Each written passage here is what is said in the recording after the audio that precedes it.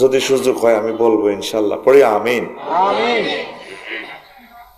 আল্লাহ জাল্লা শানু বলেন, ওয়ামা মুহাম্মাদুন ইল্লা রাসূলুন ক্বাদ খালাত মিন ক্বাবলিহির রাসূল আফা ইম্মা তাও কুতিলা ক্বালাবতুম আলা আকাবিকুম ومن ينقلب على عقبيه فلن يضر الله شيئا وسيجزي الله الشاكرين।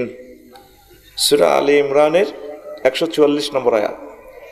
মুহাম্মদ সাল্লাল্লাহু আলাইহি সাল্লাম আল্লাহর রাসূল ছাড়া আর কিছুই নয়। তার আগে অনেক রাসূল গুজারিয়া গেছেন। তিনি যদি মারা যান অথবা নিহত হন, শহীদ হন, তোমরা কি পেছনে ফিরে যাবে, আবার জাহিলিয়াতের দিকে চলে যাবা কিনা? এরপরে আল্লাহ বলেন, ওয়ামাইয়া কালিম আলা আকিবাইহি, আমার যে বান্দা বান্দি মুহাম্মদ সাল্লাল্লাহু আলাইহি সাল্লামের ইন্তেকালের পর, শাহাদাতের পর বা মৃত্যুর পর বা 1500 বছর পর তো তার খিলে নাম কাওয়াস্তে মুসলমান থাকিয়া যদি নবীজিকে তরক করে চলে যায়, পেছনে জাহিলিয়াতের দিকে চলে যায়, তাহলে সে আল্লাহর কোনো ক্ষতি করতে পারবে না। ওয়াসায়াজিল্লাহু শাকিরিন, কৃতজ্ঞশীল বান্দাদেরকে আল্লাহ দ্রুত পুরস্কৃত করবেন, মানে তিনি দ্রুত তাকে জান্নাত দিয়ে দিবেন ইনশাআল্লাহ। বুঝছেন আয়াতটা? বুঝছেন তো? বুঝছেন? কে কইতে পারবেন আয়াতটা দর্শক সারি থেকে কখন নাজিল হয়েছে, কি জন্য নাজিল হয়েছে? বুঝিতে হারলাইছেন কইলেন হারবেন নেই বলে, হুজুর আড়াই আমরা করে হইসা দিছি, আপনারা না হারবেন, বুঝে দিবেন, আগো কি দরকার? আয়াতটা উহুদের যুদ্ধে নাজিল হয়েছে। জন হুজুরের মারি যাইস ইবলিস সূরা বিবিসি নিউজ থেকে, ফেসবুক, ইউটিউব সব চ্যানেল থেকে খবর কর, নাচি নাচি ড্যান্স দি আবু বকর রাদিয়াল্লাহু তাআলা আনহুর সামনে, ওমর রাদিয়াল্লাহু তাআলা আনহুর সামনে, কিরে বজিরে তুই আইছ হাটি করস জাতের মুহাম্মদের, নাউজুবিল্লাহ। শেষ কুতিলা মুহাম্মদ, সারা বাং হয়ে গেছে, মরে গেছে। কারণ হুজুরের সাথে মাত্র 2-3 জন আনসার সাহাবী ছাড়া আর কেউ নাই। একে একে 70 জন সাহাবী শহীদ হইয়া গেছে।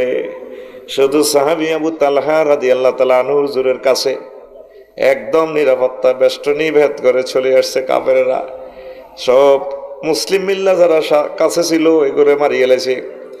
ওই যে মালটকাই বেল্লাই গেছিল হিগুন, খালেদ সাইফুল্লাহ তো হিগুন হিয়া দি হিড়ি শেষ।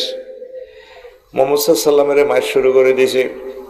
শুধু সাহাবী আবু তালহা হুজুরের কাছে আছে, উনি টক্কা দেয়, পারে বেটা মোহাম্মদের মারি কি লাভ, উনি তো একজন রাসূল ছাড়া কিছু ন, লম্প চম্প দেয়, মানে টার্গেট হইলো মারলে আরে মার, আর নবীরে মারিস না, জাফাই পড়ে। তারপরে হুজুরের ইবনে কামিয়াজ যে কোপটা দিছে লোহার হ্যামলেটটা ভিতরে হাঁদায় হুজুরের 8 কোয়ালের দাঁত ভেঙে আল্লাহ রসুল বেহুশ হইয়া গেছেন, রক্তে ফ্লাড হইয়া গেছে, হুজুরের চিনা যায় না। এ বাকি ইবলিস সোনা পুরা যুদ্ধের ময়দানে নিউজ করে দিছে কতিলা মুহাম্মদ। এই গুজব ইবলিস সোরা জীবন ছড়াইতে আছে, কিয়ামত পর্যন্ত এতে গুজব ছড়াইব।